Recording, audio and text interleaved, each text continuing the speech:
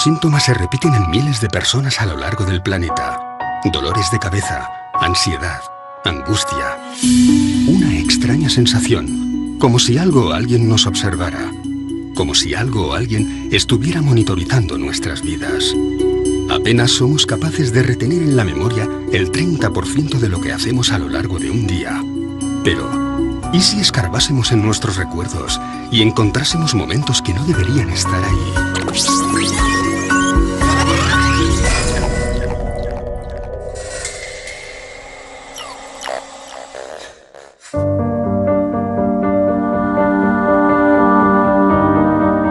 Los relatos sobre personas supuestamente raptadas por seres extraterrestres vienen repitiéndose desde hace décadas. Uno de ellos es el de Carla Batista, una mujer portuguesa que afirma haber sido abducida desde muy pequeña.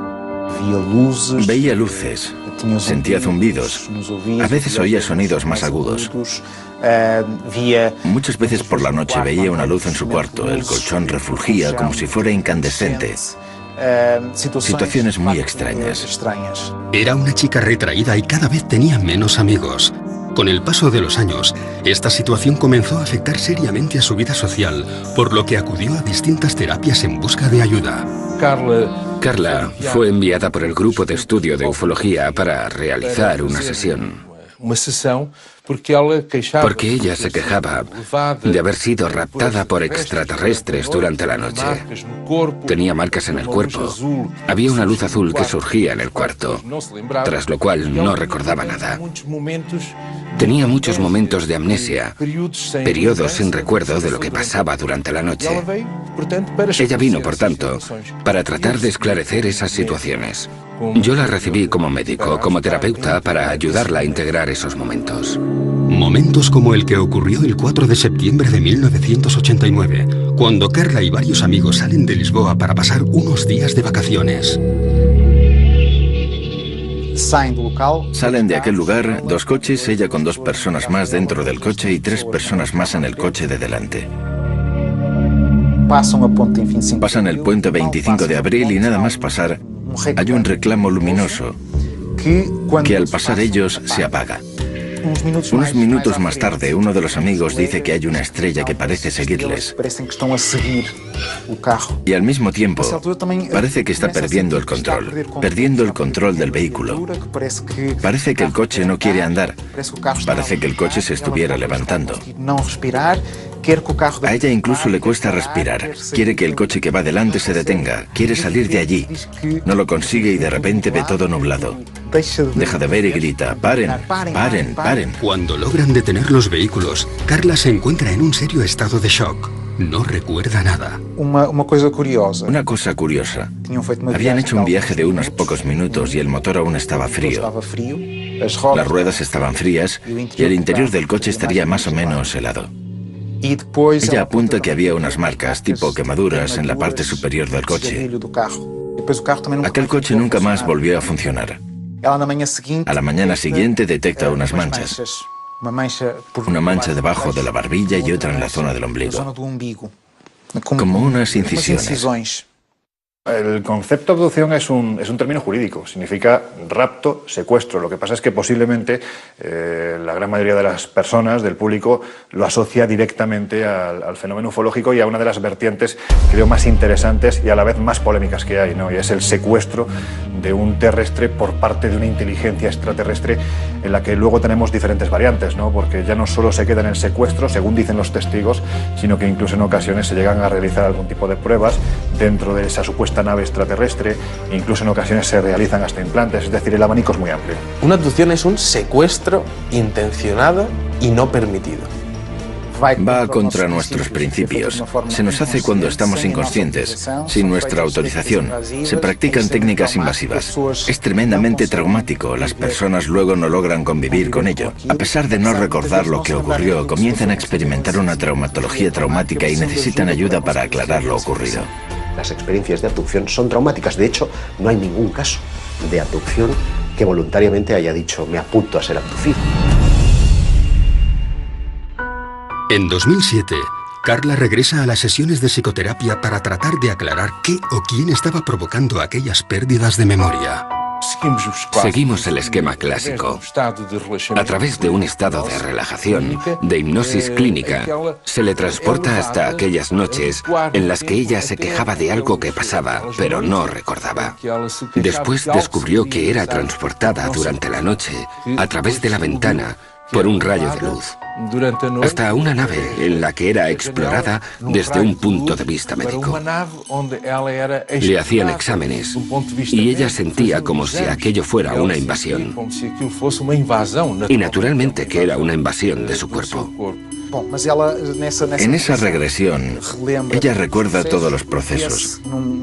Se ve a sí misma en un sitio muy iluminado, con seres a su alrededor, interesados en su cuello, interesados en la tripa. Se siente mal, quiere vomitar y ellos le dan un líquido muy amargo para que beba.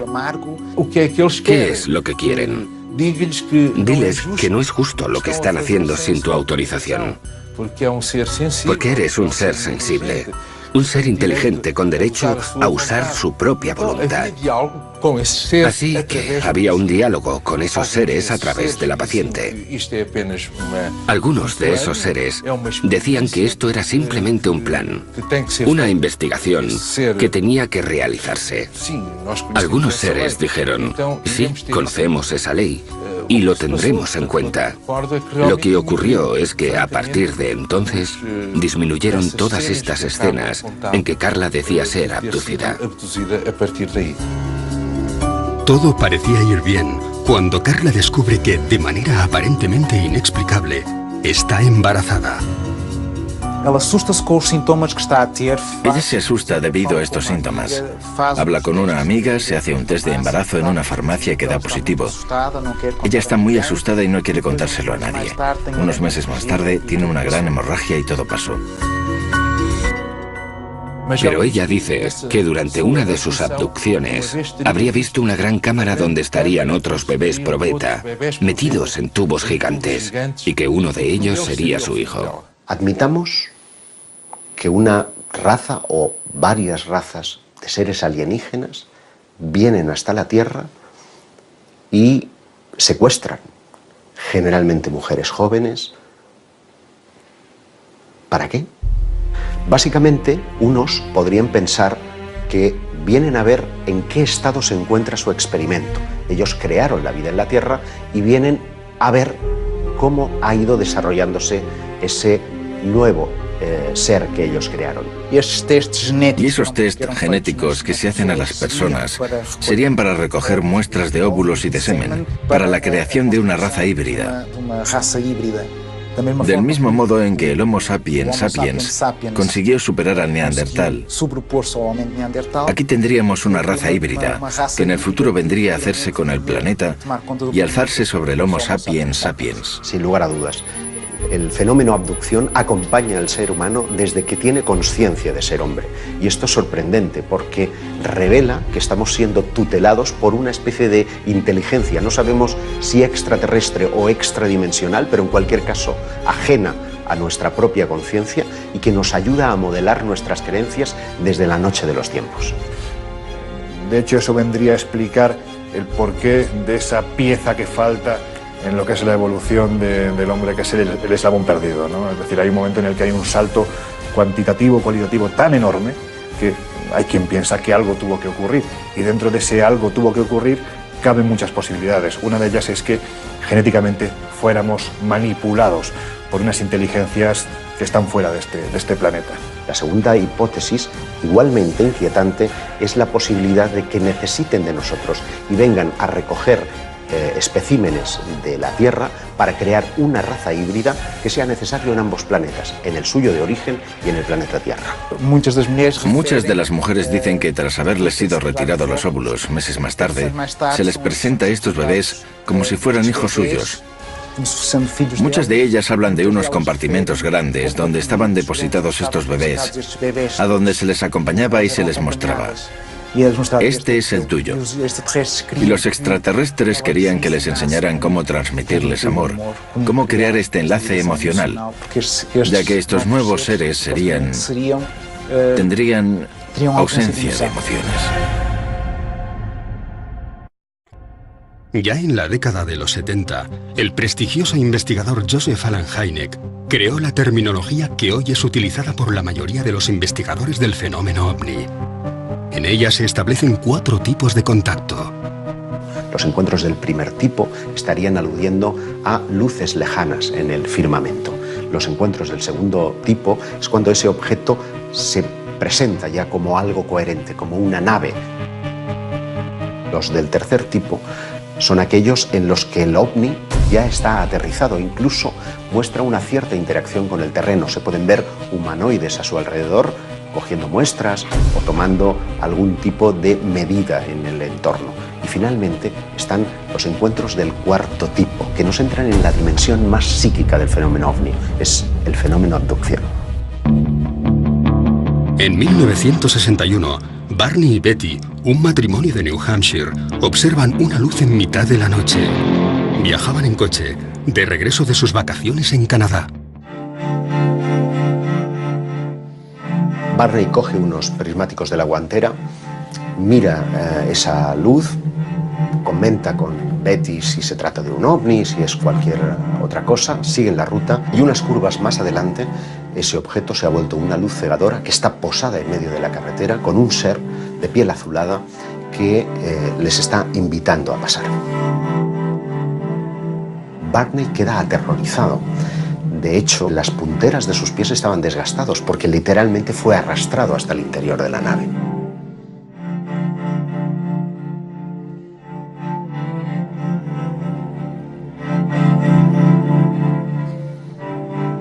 Años más tarde, en 1966, la pareja acude a terapia.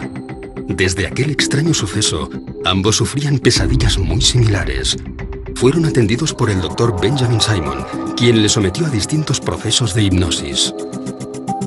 Hacen sesiones de hipnosis, sesiones separadas, cada uno en su sesión y ambos relatan lo mismo. A pesar de las constantes protestas del matrimonio, dentro de la nave fueron separados. Betty relató cómo le colocaron una potente luz sobre la cara, tras tumbarla sobre lo que parecía ser una camilla de operaciones. Le cortaron un mechón de pelo, examinaron sus ojos, orejas, dientes y manos. Aquellos seres usaron algo parecido a un escarpelo para raspar y hacerse con muestras de su piel. En inglés, aunque con dificultades, aquellos supuestos extraterrestres le dijeron que le estaban realizando pruebas en su sistema nervioso y con una aguja de 10 centímetros y a través de su ombligo una prueba de embarazo. Sin ningún tipo de sedación, se le introduce una especie de aguja a través del conducto umbilical. Ella sigue preguntando y le dicen que es una especie de test de embarazo. Una de las cosas más llamativas del episodio de los Hill es la descripción de una técnica de prospección intrauterina denominada laparoscopia que no sería descubierta hasta 20 años más tarde, aun aceptando que pudieran haber en la literatura médica escritos, estos no aparecerían hasta una década más tarde. Por lo tanto, es una prueba objetiva de que hay ciertos conocimientos que los abducidos describen que son ignorados. La abducción de Barney y Betty Hill tuvo un impacto importante en la ufología porque fue la primera vez que se reconoció la posibilidad de que estos seres interactuaban con nosotros, que de alguna forma íntima nos estaban vigilando, siguiendo y posiblemente nos estaban manipulando a un nivel biológico o incluso genético. Fue la primera vez que la mayoría de las personas que seguían estos temas se sentían vulnerables posiblemente, porque parecía que los ovnis habían entrado en sus vidas personales. El estudio de las abducciones es tremendamente monótono. Todos los episodios tienen un modus operandi que es prácticamente idéntico. El protagonista suele estar conduciendo generalmente de noche. De repente, una luz lejana se hace presente, él la observa y a continuación esa luz ya está posada en el suelo. Unos seres le invitan en unos casos, en otros son forzados al interior de lo que ya es claramente una nave y allí son sometidos a todo tipo de experimentos, de reconocimientos médicos, de un chequeo muy general pero con un punto común, y es que todos ellos tienen un interés fundamental en la genética, en la reproducción.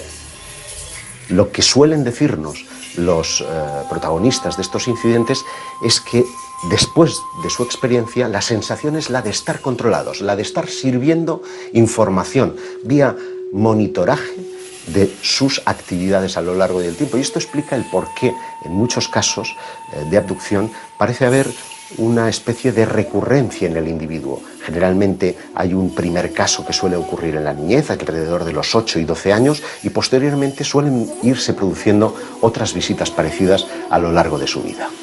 Esto significa que existe un estudio previo de todos los seres humanos por parte de estas entidades y que eligen a uno de ellos porque les interesa algo que tienen ellos. Es decir, con un muestreo de 7.000 millones de personas, cada uno con nuestro ADN y cada uno con nuestra personalidad, les interesa algo que tienen y ese algo lo están controlando y monitorizando durante el resto de su vida. Posteriormente hay otro elemento común en las abducciones y es que el testigo no recuerda esta hasta tiempo después. Incluso tienen que entrar en escena hipnoterapeutas que son los que le traen al presente ese recuerdo del pasado y a partir de ahí la vida del testigo cambia. El tiempo es muy importante en los casos de abducción porque parece que los seres que tripulan las naves parecen jugar con él. Se produce lo que llamamos un tiempo perdido.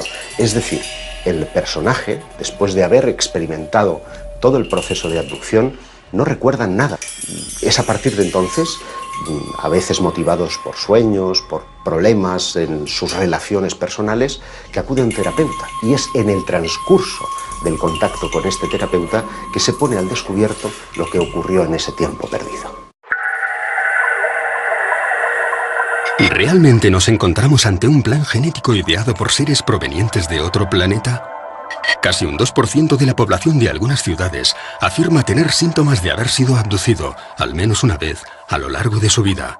Entre esos cientos de miles de personas, solo unos pocos afirman poseer algún tipo de prueba física tras la manipulación a la que fueron sometidos. El tema de los implantes quizás sea el más interesante a nivel de abducciones por la prueba física que eso conlleva. Durante muchos años se ha expuesto que algunos abducidos dicen que han tenido diferentes marcas tras esas abducciones. Esas marcas que en algunos casos puede quedarse toda la vida o en algunos otros casos dicen que desaparecen. En la primavera de 2011 sale a la luz el caso de Ron Noel, un hombre que afirma haber sido abducido en repetidas ocasiones desde que tenía 9 años. Con una vida llena de lagunas y de momentos en blanco, acude a distintos especialistas, pero es en una sencilla revisión médica donde una radiografía hace saltar la sorpresa. Dentro del interior de su hueso, del hueso del cúbito, tenía una pieza metálica. Él no recordaba haber tenido ningún tipo de accidente, él no recordaba haber tenido ningún tipo de operación anterior y, bueno, pues el hecho es que estaba ahí. Ron, ante la falta de respuesta, se pone en contacto con Roger Lehr, un excéntrico especialista en extracción de implantes. Ya en las primeras pruebas realizadas, descubrirían que se encontraban ante algo distinto a todo lo estudiado hasta la fecha. Un detalle muy interesante es que se emitían ondas de radio.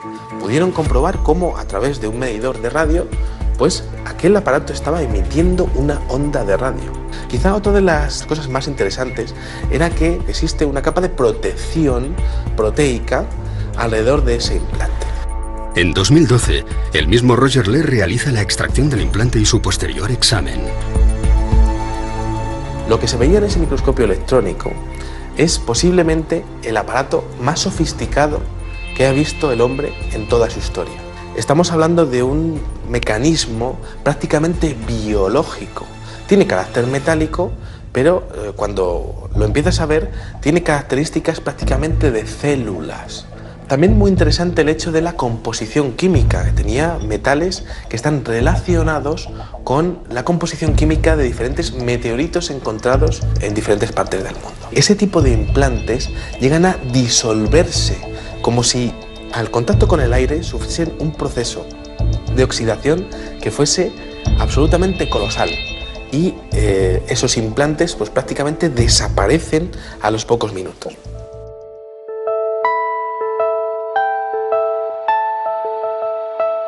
Cuando estamos hablando del fenómeno de las abducciones, estamos hablando prácticamente del fenómeno de la monitorización. ¿Qué significa eso? Pues al igual que nosotros cuando cogemos a una tortuga y le ponemos un chip de localización, este tipo de abducciones es posible que estén relacionados con el control total del individuo, tanto en su localización como en sus funciones vitales a través de estos implantes. También nosotros hacemos eso a los animales salvajes. Les ponemos unos chips, intentamos verificar su hábitat, si están bien, intentamos controlar todo eso. Nosotros hacemos eso a los animales. ¿Por qué no pensar que otros estén haciendo lo mismo con nosotros? Todos ellos son fértiles, todos ellos son jóvenes, todos ellos tienen un coeficiente intelectual por encima de la media. Por lo tanto, parecen estar escogiendo especímenes de la raza humana muy especiales. Y creo que el futuro para los investigadores es poder trazar un perfil psicológico de todas las personas abducidas en el mundo y que se demuestre que hayan sido abducidas, y quizá también un perfil genético de salud para ver si existe algún tipo de conexión entre ellos que sea la clave para saber qué es lo que están buscando estas entidades. Un aspecto bastante negativo dentro de las abducciones. Las mutilaciones. Comenzaron a aparecer casos en los años 70 y 80 de mutilaciones. Mutilaciones concretamente de ganado. Las vacas aparecían con cortes quirúrgicos, ausencia de sangre en el cuerpo y ausencia de sangre en el terreno alrededor del animal. Cortes quirúrgicos, extracción de órganos concretos. Eran retirados unos y dejados otros. Se les sacaba a los ojos, partes del maxilar, orejas, todo de forma quirúrgica. Los cortes que aparecían en la piel de estos animales daban la impresión de haber sido hechos con un material abrasivo tipo láser, no identificado, y que todo el proceso habría sido realizado en un breve espacio de tiempo. Pero además de los animales, y esto es un fenómeno que ocurre, también hay casos de mutilación en humanos. Y ese es un aspecto que los investigadores, cuando comenzaron a prestar oído a estos relatos, creyeron que era tan brutal que ellos mismos no quisieron mostrar al público. Podría crear pánico. Incluso algunas autoridades con las que hablaron los investigadores no quisieron mover mucho el tema. No podían explicarlo, pero tampoco podían alertar a la población. Por tanto, esto nos da la idea de que podría haber por ahí alguna especie con no tan buenas intenciones, digámoslo así.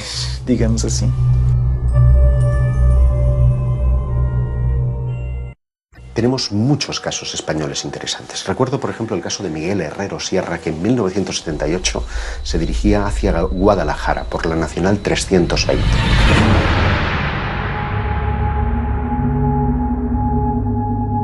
Su vehículo comienza a comportarse de forma extraña. Fallan los sistemas electrónicos y la radio. Se detiene y decide salir en busca de ayuda.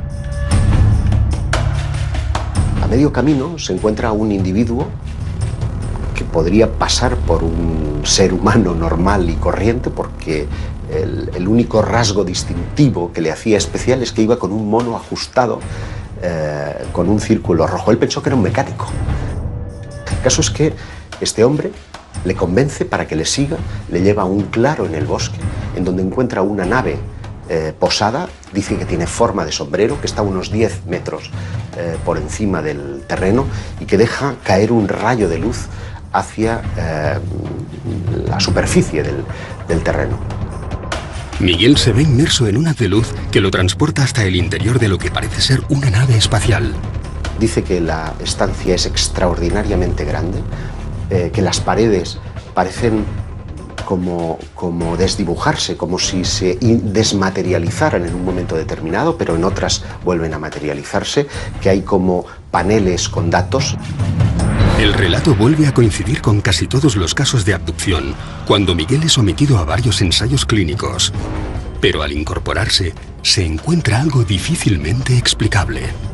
Le colocan en la camilla y después de experimentar con él y de reconocerlo, se reincorpora y hay algo que le perturba de una forma extraordinaria. Es que un ser que estaba de espaldas a él se da la vuelta y se encuentra a sí mismo, como si fuera un doble especular.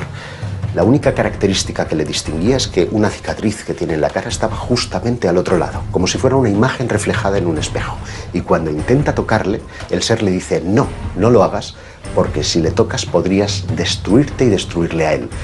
Le cuentan la teoría de la antimateria, es decir, la carga eléctrica era inversa a la suya, de modo que nos encontramos frente a un concepto que no sería teorizado hasta muchos años más tarde.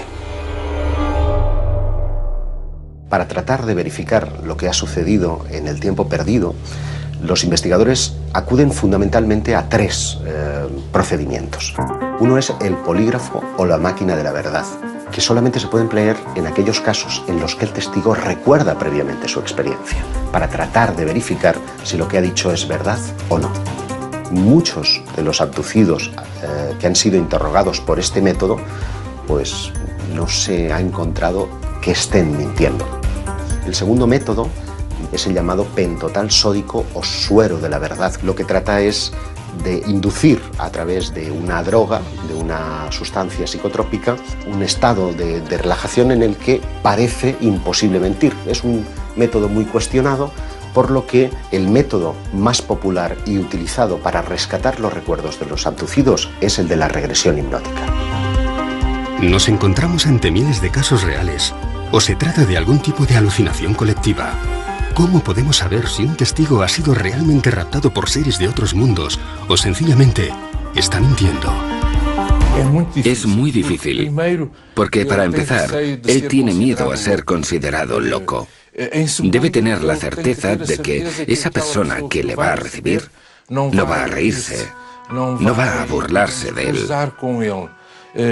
Ha de tener la certeza de que recibirá eso que él cuenta sin hacer comentarios. Es entonces cuando se entrega al proceso, sobre todo porque viene con momentos que no recuerda. Aparece con marcas en el cuerpo, siente que pasó algo, tiene flashes que no logra integrar en su vida. Viene muy confuso y recela hasta de aquello que va a descubrir. Si han tenido un contacto con otros seres, por ejemplo, luego es difícil conversar al respecto con otras personas. Es difícil contárselo a los amigos e incluso encontrar profesionales que estén abiertos a escuchar este tipo de problemas. En ocasiones la intuición es fundamental, ¿no? Porque esa persona está buscando ese último clavo al que aferrarse, va buscando una respuesta a lo que le ha ocurrido y esa respuesta la busca en ti, en el investigador, en el periodista, en la persona que se acerca para escucharle y que no se ríe de esa experiencia. Parte de la idea de que la intuición juega un papel fundamental, no para saber, evidentemente, si una persona ha sido abducida o no, pero sí para saber si está mintiendo o no. Son personas absolutamente normales y que muchas veces quedan sorprendidas.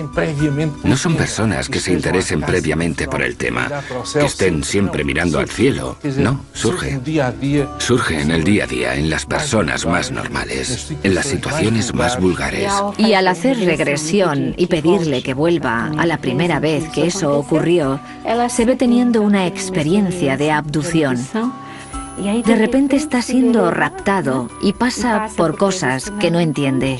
Pero tiene un pequeño problema, y es que en hipnosis también se puede mentir.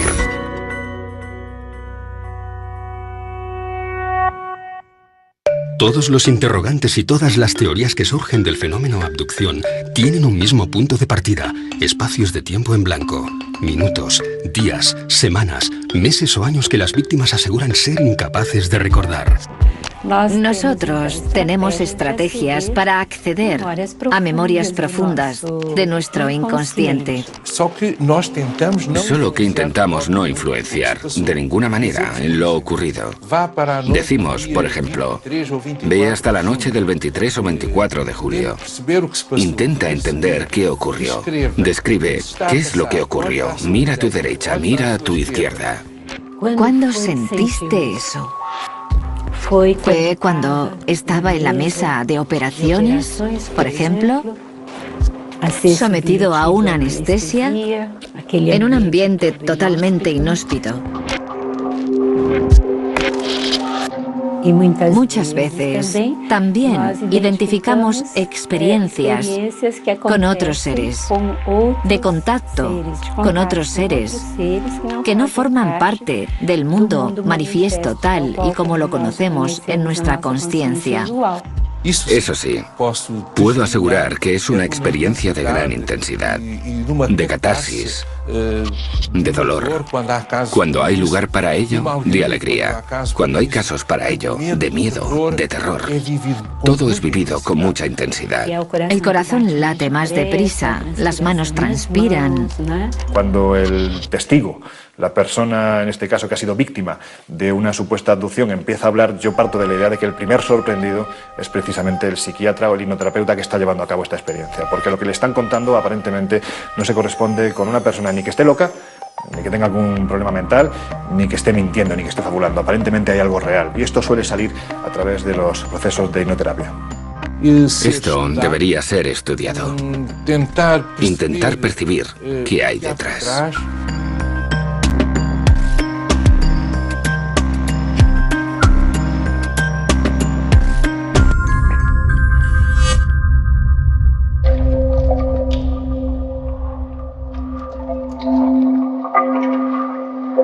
Por extraño que pueda parecer, podríamos encontrarnos ante un fenómeno que ha acompañado a la raza humana desde sus inicios, y no solo ante un mero producto del siglo XX. Pero es especialmente en el periodo de la Edad Media donde vamos a encontrar una serie de relatos que parecen encajar 100% con las modernas abducciones. Me estoy refiriendo a los íncubos y súcubos. Las actas inquisitoriales están llenas de descripciones de seres que se asemejan a los modernos extraterrestres. Es decir, la similitud es tan extraordinaria que parece que estamos ante el mismo fenómeno. No dicen ovni porque los ovnis no existían. Lo interesante para mí es que nunca hemos dejado de hablar de abducciones, es decir, que llevamos 500 años y posiblemente más tiempo, miles de años, quién sabe, hablando del rapto de humanos por parte de seres extraños.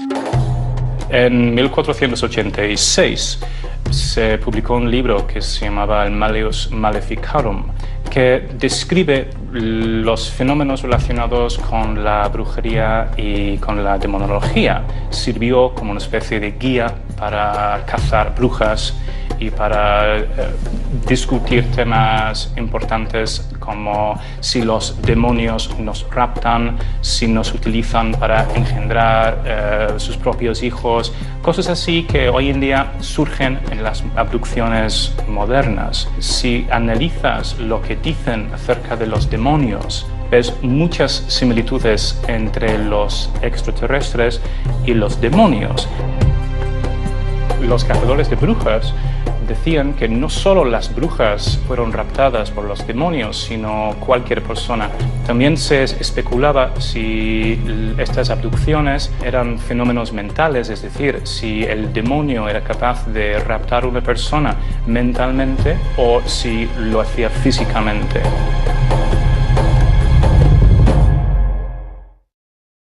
Llegaron a 4 conclusiones. Primero, que a veces las abducciones de personas en el siglo XV eran fenómenos físicos y a veces fenómenos puramente mentales.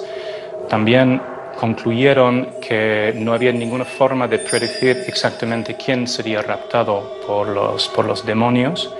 También que estas abducciones podían ocurrir de forma visible o invisible, y también llegaron a la conclusión de que muchas personas son secuestradas contra su voluntad.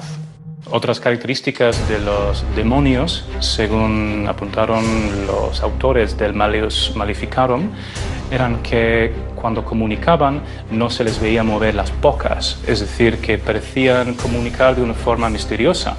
Creían que el sonido les salía desde dentro sin tener que pasar por la boca. Esto se puede comparar con los seres extraterrestres que se supone que comunican de forma telepática. No existía la palabra telepatía en el siglo XV.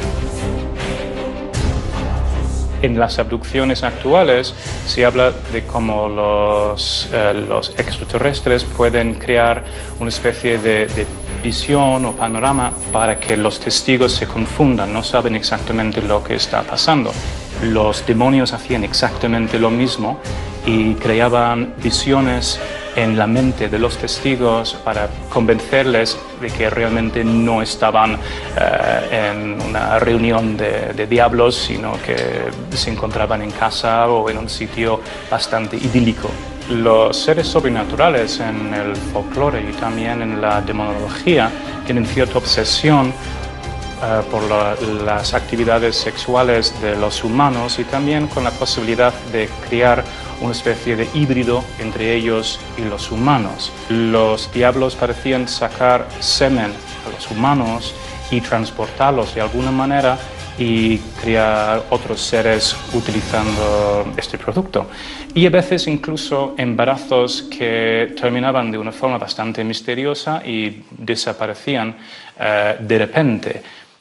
Evidentemente, con el paso de los siglos, la vida es otra, el entorno es otro, la tecnología es otra, y lo que antes identificábamos como dioses o demonios, ahora identificamos con extraterrestres.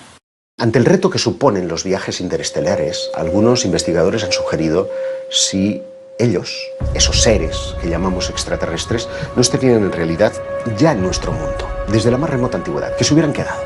Dentro de esa teoría prospera una que tiene que ver con el mundo intraterrestre. En 1985, Xavier Claret, fotógrafo profesional, sube al Monte del Montseny en Cataluña para cubrir un reportaje sobre el dolmen de Vallgorguina. Sin saber cómo, se ve rodeado por una densa niebla. Cuando se estaba aproximando al dolmen, siente un olor fétido, como a huevos podridos, y pierde el conocimiento. Según el relato de Xavier, parece como si fuese arrastrado por algo o por un grupo de personas hasta el interior de una cueva. Y es curioso porque cuando lo recobra, a su alrededor hay unos seres de aspecto monstruoso, con la piel viscosa, que están colocando un líquido ámbar en su piel. Y uno de ellos parece estar manipulando el dispositivo de cámara. De modo que lo que nos lega son dos polémicas fotografías que muestran planos muy desenfocados de lo que en apariencia son las manos de estos seres intraterrestres y una cabeza distorsionada. El relato es 100% real. Xavier fue sometido a regresión hipnótica, fue sometido al polígrafo y a la prueba del pentotal.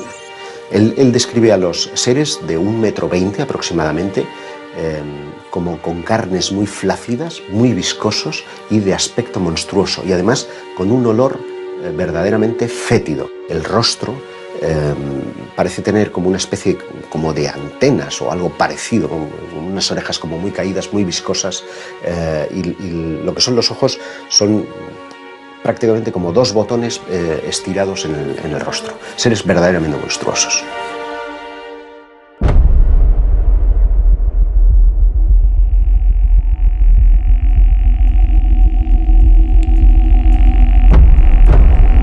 La mente humana no es una cinta de vídeo que podamos rebobinar para ver qué sucedió exactamente en cada momento de nuestra vida. Si lo hiciéramos, nos encontraríamos con demasiados fragmentos distorsionados, alterados o simplemente borrados. Las secuencias más dañadas de la cinta corresponderían con los episodios más traumáticos: miedo, dolor, angustia, soledad, falsos recuerdos o algo que no queremos recordar. ¿Qué ganan los abducidos contándonos esas experiencias que a menudo despiertan la sonrisa de sus vecinos y semejantes? No ganan nada, tienen mucho más que perder. Yo siempre les he definido como una suerte de infiltrados, como una quinta columna, como seres que, siendo escogidos por esa eventual raza de extraterrestres, tienen una misión a cumplir. El qué y el cuándo lo ignoramos.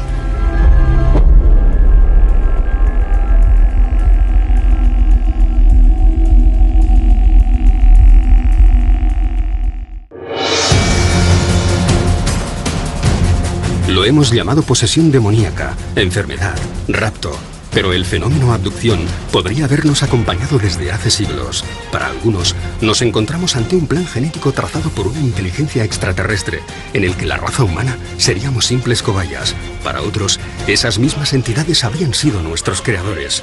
Pero para las víctimas de los miles de casos recogidos en todo el planeta, todo esto es una pesadilla de la que no siempre consiguen despertar. Algo muy difícil de explicar.